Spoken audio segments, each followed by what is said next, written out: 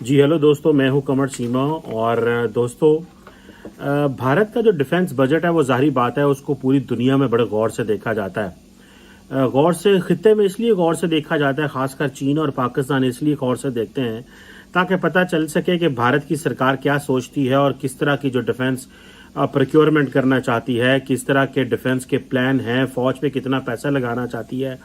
13 लाख की इतनी बड़ी फौज है तो उसको किस तरह जो है वो उन्होंने मेंटेन करना है। ये बहुत जारी बात है, एक इम्पॉर्टेंट सब्जेक्ट है जिसको पूरी दुनिया में स्टडी किया जाता है। फिर पेंशन्स हैं, इंफ्रास्ट्रक्चर है, डेवलपमेंट है, रिपेयर्स हैं, बहुत कुछ है। और इतनी बड़ी जो मिलिट्री एलोकेशंस होती हैं, तो खित्ते में पाकिस्तान और चीन तो देखते हैं ताकि हम तो देखते हैं क्योंकि हमारा रवायती जो है वो हरीफ है भारत। चीन देखता है कि जो अमेरिका और इंडिया की जो पार्टनरशिप है उसमें इंडिया जो है वो क्या कुछ अमेरिका से ले सकता है, जबकि पूरी दुनिया में इसलिए देखा जाता है क्योंकि इंडिया के पास इतना को पैसा है कि वो डिफेंस प्रोक्योरमेंट कर सकते हैं। तो लेकिन एक चीज है, मेरा ख्याल है कि जो ग्लोबली जो डिफेंस के हवाले से जो लोग जिस चीज़ों को समझते हैं उनके लिए अहम चीज़, और वो ये है कि मैं देख रहा था कि जो भारत की जो फाइनेंस मिनिस्टर साहब हैं, निर्मला साहिबा, उन्होंने जो यूनियन बजट की स्पीच की तो उसमें पता चला कि इस दफ़ा जो हुकूमत है वो एक बड़ी तादाद जो है वो डिफेंस कैपिटल प्रोक्योरमेंट जो बजट है उसका 68% जो है वो लोकल प्रोक्योरमेंट करेगी। यानी कि डिफेंस पे अगर 100% प्रोक्योरमेंट में, अगर जो टोटल डिफेंस बजट में से अगर लेट से प्रोक्योरमेंट में 100% को बजट आ रहा है तो उसमें 68% जो है वो लोकली प्रोक्योर करेगी। और जो नरेंद्र मोदी ने एक कॉन्सेप्ट दिया है वोकल फॉर लोकल, तो ये बेसिकली ये वो कॉन्सेप्ट है जिसमें आपको पता है कि मोदी साहब जो है वो समझते हैं कि हमें अपना वो जो है ना एक ब्रांड इंडिया वो इंट्रोड्यूस कराने की जरूरत है। एनी हाउ इस पर बात करते हैं, लेकिन कहा जाता है कि कोई इतना ज़्यादा नहीं है बजट जो है वो इंक्रीज हुआ। उसकी वजह यह है कि जारी बात है जो ओवरऑल जो एक्सपेंडिचर जो है कहा जा रहा है कि जो 2022 का बजट है उसमें 10% ग्रो है इन कैपिटल आउटले के अंदर फॉर आर्म्ड फोर्सेस, यानी कि ओवरऑल जो कैपिटल जो लेआउट है। अब अगर देखा जाए इसमें अगर मैं आपको थोड़ा डायसेक्ट करके बता सकूं, बेसिकली तो इंडियन आर्मी जो है वो आपको पता है मॉडर्नाइजेशन के लिए बड़ी देर से प्लानिंग कर रही है। और पर्टिकुलरली ये जो स्टैंड ऑफ हुआ था चाइना के साथ, इस पे तो ये एक और चीज़ है।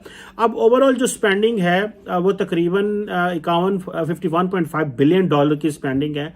और लास्ट टाइम ये तकरीबन 3.6 ट्रिलियन रुपीस थे, लेकिन अभी ये कोई 3.85 ट्रिलियन रुपीस बनता है।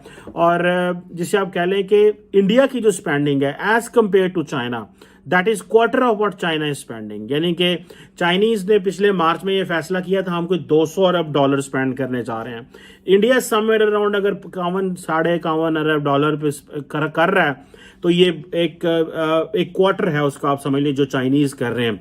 लेकिन पाकिस्तान तो सारी बात है, Pakistan does not stand in that way because ना तो हमारे पास इतने पैसे हैं, ना हम इतना पैसा लगा सकते हैं, और ना हम शायद ये सोच सकते हैं कि हमें इतना पैसा जो है वो लगाना चाहिए, क्योंकि हमारी थोड़ी नीड्स और हैं, हमारे मसाइल और हैं, और हम वही 10-11 अरब 11.5 अरब डॉलर पे बैठे हुए हैं।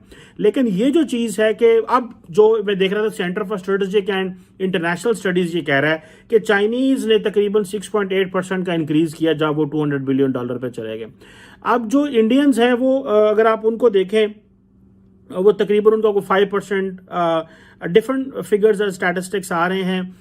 जो लोकल अखबारात हैं जो वो तो कह रहे हैं कि 10% है, अगर इंटरनेशनल मीडिया को देखें वो कह रहे हैं 10% है, बट एनी हो समवेयर अराउंड 10% वो जो कर रहे हैं। अच्छा, अगर मैं देख रहा था कि जिस तरह अगर 3.85 ट्रिलियन रुपीस डिफेंस बजट बनता है, तो अगर पाकिस्तान की करेंसी देखी जाए तो वो ऑब्वियसली इंडियन करेंसी डबल है हमारे पैसे से। इंडिया का पैसा मजबूत है, तो हमारा जो पैसा कमजोर होने की वजह से, सो आप ये इमेजिन कर लें अगर 4 ट्रिलियन भी लगा लें इंडियन रुपया हमारे जो है ओवरऑल डिफेंस के हवाले से, तो अब आप इमेजिन करें कि हमारा जो रुपया जो कि आधा है इंडियन रुपये से ऑलमोस्ट, तो तकरीबन पाकिस्तानी 8 ट्रिलियन रुपया जो है वो इंडिया डिफेंस पे लगा रहा है, डिफेंस बजट। अब आप इमेजिन करें हमारा तो टोटल बजट 8 ट्रिलियन का नहीं होता। मैं टोटल बजट की बात कर रहा हूँ, फॉरगेट डिफेंस, डिफेंस तो बहुत पीछे रह जाता है ना। टोटल बजट हमारा जो ओवरऑल मेरा ख्याल है कुछ 7.5-8 इतना इसके करीब होता है, जो लास्ट टाइम जो मुझे जो वो याद है। और दूसरी ये है कि क्योंकि इंडिया जो है वो कटिंग एज टेक्नोलॉजी की तरफ जा रहा है, और एक तरफ पाकिस्तान है, एक तरफ चाइना है। अच्छा, एक चीज मैंने नोट किया कि इंडियन मीडिया जो है या जो इंडियन एनालिस्ट है वो समझते हैं शायद वो जी पाकिस्तान की केड़ी गल है, और साडा तो मुकाबले ही कोई नहीं पाकिस्तान के नाल। जबकि international media, international press, international जो एनालिस्ट हैं या जो रिसर्चर्स हैं या जो एनालाइज करते हैं चीजों को, वो पहले पाकिस्तान को डिस्कस करते हैं, बाद में चाइना को डिस्कस करते हैं। वो समझते हैं क्योंकि पाकिस्तान एक नेचुरल हरीफ रहा है। हाँ, इंडिया इस वक्त इस तरह की एक पोजीशन में है कि वो एक बड़े पैमाने पे पैसा जो है वो खरीद लगा रहा है। अब देखें जो टोटल डिफेंस स्पेंडिंग है, जो एक्विजिशन ऑफ न्यू वेपन्स है और टेक्नोलॉजी है, उसके लिए तकरीबन इंडिया ने 1.5 ट्रिलियन रुपीस जो है वो लगाए हैं, और दूसरी जो है वो ईयर मार्क की हैं। और दूसरी ये है कि अगर इसमें मैं आपको मेरे पास एक स्टैटिस्टिक्स है जो basically standing committee on defence जो है पार्लियामेंट ऑफ इंडिया 2020-21 की जो एक्चुअल स्पेंडिंग फिगर्स हैं जो कि इंडिया को मिल नहीं रही। अब एक तरफ है गैप बहुत ज्यादा बढ़ रहा था, जिसकी वजह से इंडियन फौज के अंदर या आर्म्ड फोर्सेस के अंदर ये एक प्रॉब्लम आ रहा है कि भाई एक तरफ तो आपने चीन का है वो बात हो रही है, एक तरफ पाकिस्तान है। जनरल बिपिन रावत जो कि फॉर्मर सीडीएस थे वो कहा करते थे कि 2.5 फ्रंट की वॉर हो रही है, या इंडिया में अंदर ये 2 फ्रंट वॉर की बात की जाती है, तो फिर हमें उतना पैसा भी देना। अब हो ये रहा था कि अगर 2015-16 से लेके जो अगर आप देखें तो मेरे पास एक ग्राफ है जो मैं I wish I could share with you, लेकिन 2019-20 में से मैं बात करता हूं। 2019-20 में इंडियन फौज ने ये कहा था कि हमें तकरीबन 20 अरब डॉलर जो है वो दिया जाए न्यू मिलिट्री हार्डवेयर के लिए, जबकि जो एलोकेशन हुई थी वो तकरीबन 10 अरब डॉलर के करीब हुई थी, और जो टोटल इस्तेमाल हुआ था वो 8-9 इसके करीब हुआ था।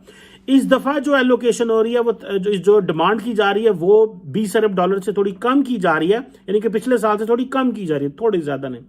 लेकिन जो स्पेंडिंग जो एलोकेशन है वो 10 अरब डॉलर से ज्यादा की जा रही है। और अब एक्चुअल स्पेंडिंग कितनी होती है ये तो बाद में पता चलेगा। अगर आप थोड़ा सा इससे पीछे चले जाए 2018-19 में, तो एक्चुअल स्पेंड जो टोटल डिफेंस फोर्सेस पैसा मांगते थे न्यू मिलिट्री हार्डवेयर के लिए वो इससे भी कम था, 17-18 अरब। उससे अब 2017 में चले जाए तो 13-14 और 15 अरब मांगते थे। 2016 में तकरीबन जो है वो 10 अरब डॉलर मांगते थे। 2015 में 10 अरब डॉलर से भी कम मांगते थे।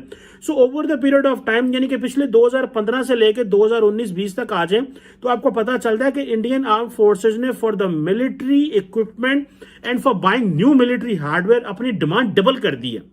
यानी कि 2015 में अगर आप उनको डिमांड दे रहे थे 10 अरब डॉलर से कम की, तो इस वक्त वो कह रहे हैं 20 अरब डॉलर से।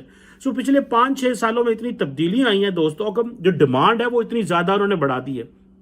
इस वक्त जो इंडियन फौज है वो तकरीबन 93 मॉडर्नाइजेशन प्रोजेक्ट्स प्लान कर रही है, जिनकी टोटल वर्थ वैल्यू जो है वो 20 अरब डॉलर है। फिर एयरफोर्स को जो जहाज चाहिए, पर्टिकुलरली मैं देख रहा था कल परसों के जो 3-4 उनके जो आने थे वो राफेल, वो भी आ गए हैं आई थिंक, या कुछ और भी हैं शायद, तो 15 अरब डॉलर तो उसके लिए चाहिए, क्योंकि उनकी जो जहाज हैं वो उनको रिप्लेस करना है। और दूसरा ये है कि नेवी के लिए ज्यादा पैसा चाहिए, क्योंकि मेरा ख्याल है कोई 5 अरब डॉलर तो इंडिया ने रखे हैं कि वो 6 बड़ी जो कन्वेंशनल डीजल इलेक्ट्रिक का जो सबमरीन्स हैं वो बाय करना चाह रहे हैं।